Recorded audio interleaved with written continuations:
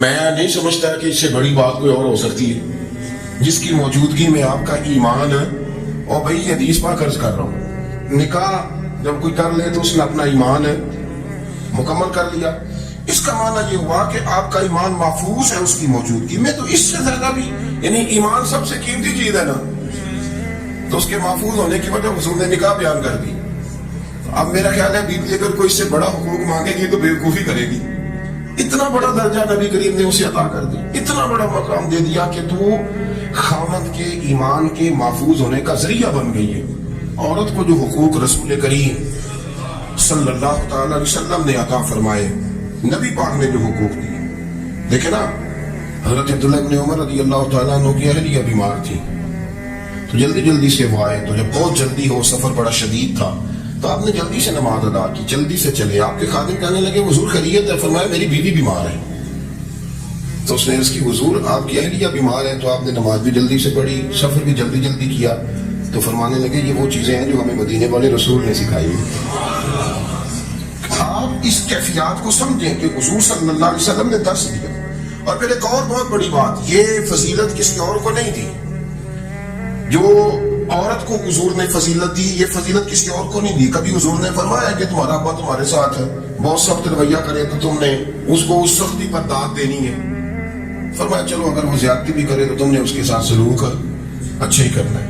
لیکن آپ ایک بات کو سمجھے نا کہ بچے کے بارے میں، بیٹے کے بارے میں، بیٹی کے بارے میں فرمایا 10 سال کے ہو کے نماز نہ پڑھے تو سختی کرو، تمہارا ڈنڈا بھی لٹکنا چاہیے. بہت ساری جگہوں پہ بہت سارے لوگوں کے لیے سختی کا حکم دیا، لیکن عورت کے لیے حضور نے جو جملے کہے، اصل میں ہم سمجھتے ہیں کہ یہ ایک بات ہے مشہور ہو گئی ہے روایت حدیث، تو بس اس کے پس منظر پر اور جملوں کے حسن پر شاید معاذ اللہ غور کرنے کی ضرورت نہیں. ذرا اس لفظ کی تاثیر پر غور کریں. حضور نے فرمایا عورت ٹیڑھی پسلی سے پیدا کی گئی ہے، یہ ٹیڑھی ہے، تو سیدھا کرنے کی کوشش کرو گے تو ٹوٹ جائے گی. تو حضور پھر ہمارے لیے حکم کیا ہے؟ فرمایا جیسی ہے تم اسی کے ساتھ نبھا کرو. آپ سمجھیں کہ اتنا محفوظ حضور نے درجہ دے دیا بی بی کو، اتنا محفوظ کہ فرمایا غلطی بھی ہو تو میرے غلاموں تم اس کے ساتھ نبھا کرو، گزارا کر لو. کو کیا اور حق چاہیے عورت کو، جس کو اس کی غلطیوں سمیت نبی پاک نے قبول کرنے کا حکم دے کہ اس کی کمزوریوں سمیت قبول کر لو. اب اس کو اور کیا کوئی کمزوریوں سمیت قبول کرتا ہے؟ کبھی آپ دکان میں بیٹھے ہو تو آپ کہیں اس میں یہ بھی غلطی، میرے مال میں یہ بھی کمزوری ہے، یہ بھی کمزوری ہے، یہ بھی کمزوری ہے، تو کر لے قبول. کرتا ہے کوئی شخص ایسا ہو جو کسی چیز کی کمزوریاں بیان کر کے کیسے قبول کرو؟ پر رسول کریم صلی اللہ تعالی علیہ وسلم نے نا ہمیں سبق دیا، حضور نے ہمیں درس دیا، نبی پاک نے ہمیں پیغام دیا. فرمایا یہ ٹیڑھی ہے، سیدھی کرنے کی کوشش کرو گے تو بیچاری ٹوٹ جائے گی، تو اس کے ساتھ نبھا کر جاؤ. آپ میری بات کو سمجھیے گا. چلے میں اس پر ایک اور بخاری مسلم کی حدیث پڑھتا ہوں. حضرت سلمان فارسی رضی اللہ تعالیٰ عنہ اور حضرت ابو درداء کے درمیان بھائی چارہ تھا.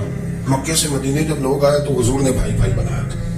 ان کے درمیان بھائی چارہ تھا تو ابھی پردے کی آیات نازل نہیں ہوئی تھی، تو لوگ ایک دوسرے کی طرف جاتے تھے. حضرت سلمان فارسی رضی اللہ تعالیٰ عنہ حضرت ابو درداء رضی اللہ تعالیٰ عنہ کے گھر میں تشریف لے گئے تو دیکھا کہ ان کی بیوی بڑی غمگین بیٹھی. تو آپ نے فرمایا بہن کیا ہوا؟ تو کہنے لگی تمہارے بھائی کو دلچسپی کوئی نہیں رہی، آپ روز روزہ رکھ لیتا ہے اور ساری رات نفل پڑھتا ہے. حضرت سلمان فارسی کہنے لگے ٹھیک ہے کر لیتے ہیں بندوبست. نماز دین ہے کہ نہیں؟ دین ہے نا یہ چیزیں. لیکن حضرت سلمان فارسی جناب ابو درداء سے کہنے لگے آج میں نے تیرے گھر میں رہنا رات کو، کیونکہ وہ تو ساری رات نماز پڑھتے تھے، نفل پڑھتے تھے. انہوں نے کہا ٹھیک ہے. ایک بستر لا کے بچھا دیا حضرت سلمان فارسی کے لیے. سلمان فارسی فرمانے لگے دوسرا بھی لاؤ. کب وہ کیا کرنا ہے؟ فرمانے لگے تو نے بھی سونا ہے، میں نے بھی سونا ہے، تو نے بھی سونا ہے. عشاء پڑھیں گے اور پھر دونوں سوئیں گے. کہا میں نے تو نماز پڑھنی ہے. فرمایا تہجد کے وقت اٹھ کے پڑھیں گے. اللہ کے رسول بھی رات آخری حصے میں جا کے نماز پڑھتے ہیں. ادھر ساتھ سنا لیا. وہ تھوڑی کو دیر سوئے، اب عادت تھی ساری رات اٹھنے کی، ذرا اٹھنے لگے بستر سے تو حضرت سلمان فارسی فرمایا چپ کر کے سو جا، اور بڑی رات پڑی ہوئی ہے، چپ کر کے سو جا. وہ لیٹ گئے، پھر اٹھنے لگے تو فرمایا سو جا چپ کر کے، بڑا ٹائم ہے. سحری کے وقت اٹھے، نفل پڑھے. ان کا ارادہ تھا روزہ رکھنے کا، تو فرمانے لگے کل رکھا تھا نا نفلی روزہ بھی رکھا تھا، پرسوں بھی رکھا تھا، ترسوں بھی رکھا تھا. فرمایا آج نہیں رکھنا، آج میں تیرا مہمان ہوں، سارا دن کٹھے مل کے روٹیاں کھائیں، آج نہیں روزہ رکھنا. سلا دیا. اب حضرت ابو درداء رضی اللہ تعالیٰ عنہ کہ تو کچھ نہ سکے، پر کہنے لگے سلمان تم پتہ تم کیا کر رہے ہو؟ نہ تم نے مجھے رات اٹھ کے زیادہ نفل پڑھنے دیے، سویرے روزہ نہیں رکھنے دیا. تو حضرت سلمان فارسی کہنے لگے کوئی لمبی بات تو نہیں نا، چلتے ہیں نا ابھی فجر میں مسجد نبی میں، تو نبی پاک کو بتاتے ہیں سرکار دو عالم علیہ السلام کی خدمت میں تو اپنی بات کرنا، میں اپنی کروں گا، وضو نتیجے کا اعلان فرما دیں کہ بات طے ہو جائے گی۔ حاضر خدمت ہوئے، عرض کی یا رسول اللہ صلی اللہ تعالیٰ علیہ وسلم یہ ساری رات نفل پڑھتے ہیں، ہر روز روزہ رکھتے ہیں، ان کی اہلیہ غمگین بیٹھی ہیں، حکم فرمائیں۔ تو نبی پاک صلی اللہ علیہ وسلم نے فرمایا پھر ہوا کیا؟ یا رسول اللہ میں نے رات سلایا ہے، سحری میں اٹھایا ہے، سویرے روزہ نہیں رکھنے دیا۔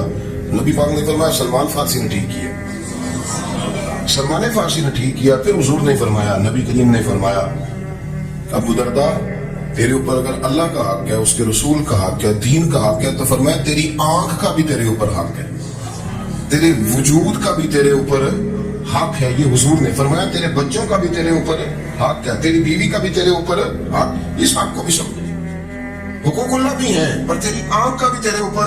کیا مانا کہ تیری آنکھ سونا چاہتی ہے تو اسے سلا بھی، تیرے وجود کا بھی تیرے اوپر حق، تو تیرا وجود آرام کرنا چاہتا ہے تو اسے آرام بھی کرا۔ اور پھر وہاں نبی پاک صلی اللہ علیہ وسلم نے فرمایا میں تم سب سننا یہ لفظ حدیث کے، حضور نے اسی موقع پر فرمایا میں تم سب سے زیادہ اپنے رب کو جانتا ہوں اور میں تم سب سے بڑھ کر اپنے رب سے ڈرتا ہوں۔ حضور فرمانے لگے میں روزہ بھی رکھتا ہوں، افطار بھی کرتا ہوں، یعنی کبھی رکھتا ہوں اور کبھی نہیں رکھتا۔ فرمایا میں نفل بھی پڑھتا ہوں اور اپنی بیویوں کو وقت بھی دیتا ہوں۔ سرکار مسجد میں بھی آتے تھے، نوازوں کے ساتھ کھیلا بھی کرتے، ان کے ساتھ پیار بھی کرتے۔ تو اتنے بڑے حقوق حضور نے بیان فرمائے عورتوں کے کہ تمہاری بیوی کا بھی تمہارے اوپر۔ لو ایک حدیث بخاری کی اور یہاں بیان کر دیتا ہوں۔ ایک شخص نے آ کے عرض کی یا رسول اللہ صلی اللہ تعالیٰ علیہ وسلم جہاد کے لیے تیاری ہو گئی ہے، صفیں بن رہی ہیں، مجاہدین کی تیاری ہے، تو میرا بھی نام لکھ دیا گیا ہے مجاہدوں کی لسٹ میں، لیکن یا رسول اللہ صلی اللہ تعالیٰ علیہ وسلم میری بیوی نے حج کی تیاری کر لی ہے اور میرے دوستوں نے صحابہ نے میرا نام مجاہدین کی لسٹ میں لکھ دیا، تو میرے لیے کیا حکم ہے؟ یہ بخاری مسلم ہے۔ تو نبی پاک صلی اللہ تعالیٰ علیہ وسلم نے فرمایا جہاد پہ کوئی اور چلا جائے گا تو بیوی کے ساتھ حج کرنے جا، اسے محرم کی ضرورت ہے، وہ تیرے بغیر کیسے جائے گی؟ مجاہدین کو تو اور مجاہد مل جائے گا، پر تو اپنی بیوی کے ساتھ جانا۔ نبی پاک صلی اللہ علیہ وسلم نے مرد کو محافظ بنایا ہے، عورت کو مرد کا قیدی نہیں بنایا، بلکہ عورت کو حفاظت عطا کی اور مرد کو اس کا محافظ بنایا۔ اب بچیاں آزاد ہونا چاہتی ہیں، اور آزادی بھی وہ والی کہ جو بنیادی طور پر آزادی نہیں، فحاشی ہے۔ میں نے بہت پہلے کہا ہے کہ اسلام بیٹیوں کو قیمتی سمجھتا ہے۔ جس بندے کے پاس 20 تولے سونا ہو وہ چوک میں لے کے نہیں آتا، وہ قیمتی چیز ہے، اس نے چھپا کے رکھی ہوتی ہے۔ تو جو نبی پاک صلی اللہ علیہ وسلم کا کلمہ پڑھنے والے بیویاں، اسلام انہیں قیمتی سمجھتا ہے، کہتے ہیں کہ تم قیمتی ہو لہذا گھر کے اندر رہو، تم باہر نہ ہو۔ لیکن عورتیں ہیں کہ ان کو بلا وجہ لوگ خراب کر دیتے ہیں اور بلا وجہ وہ اس مغالطے کا شکار ہو جاتی ہیں۔